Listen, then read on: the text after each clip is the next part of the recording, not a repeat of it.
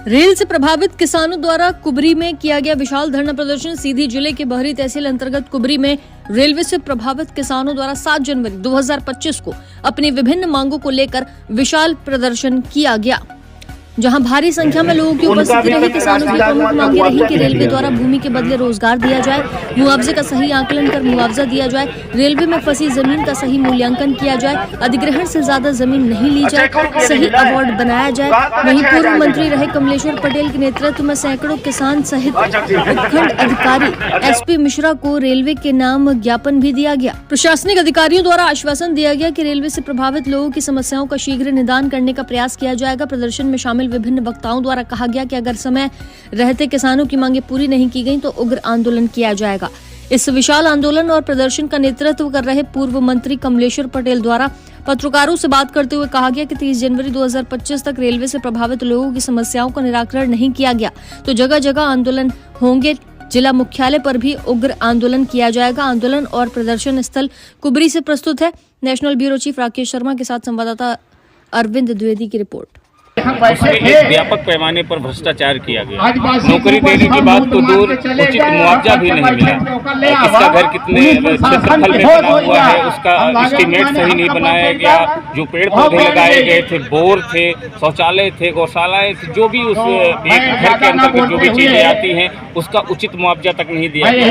जमीन का मुआवजा अगर 2 भाइयों के नाम है और वो बांट दी गई है अगर जमीन, तो उस जमीन में भी खसरे से नाम काट दिया गया। रेलवे का काम तो चल रहा है लेकिन खसरे में उस जमीन से संबंधित जो भी पुराने या नए नाम जोड़े गए उसमें कोई नाम नहीं है। एक व्यापक पैमाने पर भ्रष्टाचार किया गया। देखिए, बहुत सारे किसान अपना उचित मुआवजा पाने के लिए रेल लाइन में परेशान हो रहे हैं।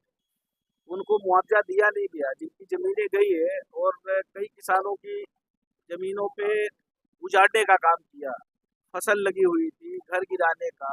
तो ये कहाँ का न्याय है? पहले मुआवजा दीजिए। पहली बात तो सही ढंग से आकलन नहीं किया। बहुत सारे किसानों का छूट छोड़ दिया है, या किसी को सिंचित जमीन का असिंचित बता दिया है, किसी का पक्का मकान है कच्चा बता दिया है, कुआं नहीं दिखाया, आपका तालाब है, वृक्ष है। तो बहुत सारी जो परिसंपत्तियां थी उनका आकलन नहीं किया, छोड़ दिया है, और बहुत सारी विसंगतियां हैं। उन्हीं सब बातों को लेके आज यहाँ पे धरना आंदोलन किया गया था। शिक्षित युवा बेरोजगारों को प्रावधान में था, हमारे एक्ट में, वो अधिग्रहण कानून में प्रावधान में था। और जब ये रेल लाइन परियोजना जब शुरू हुई उस समय सीधी तक के जो हमारे किसानों की जमीनें गई, उनके बच्चों को रोजगार दिया भी गया, और अब इस तरफ मना कर रहे हैं। तो ये कहाँ का न्याय है? तो युवा बेरोजगारों को जिनकी जमीनें जा रही है उनको रोजगार भी दिया जाए, और साथ ही साथ नए सिरे से जिन किसानों की संपत्तियां या जमीन जो भी गया है उसका सही ढंग से आकलन करे और निष्पक्ष तरीके से उनको मुआवजा दिया जाए। और जब तक मुआवजा किसानों के खातों में नहीं जाता है तब तक उनको बेदखली का कार्रवाई उनकी जमीनों पे नहीं करे। आज का ये ललितपुर सिगरौली रेल लाइन तहसील बहरी में बन रही है, उसके संबंध में किसान आंदोलन किया गया। तो माननीय भूतपूर्व मुख्यमंत्री जी सम्मिलित हुए, उनके समक्ष में ढेर सारे आवेदन आए हैं। उन आवेदनों का निराकरण हम 30 जनवरी तक कर लेंगे। और मैं बताना चाहता हूँ कि ललितपुर सिगरौली लाइन में जो भी वर्जन के अवार्ड पारित हुए वो संगत हुए हैं, और जो छूटा हुआ क्षेत्र है 11 गाँव का, वो अलग से 11 प्रकाशन किया जा रहा है।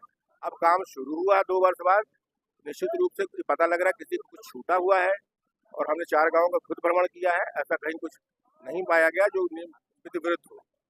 अब छूटे हुए जिसकी जानकारी ना आवेदक को थी, किसान को भी नहीं थी, ना रेलवे को थी। अब वो 2-3 जगह ऐसे बिंदु आए जिनका हम विसंगत निराकरण कर रहे हैं।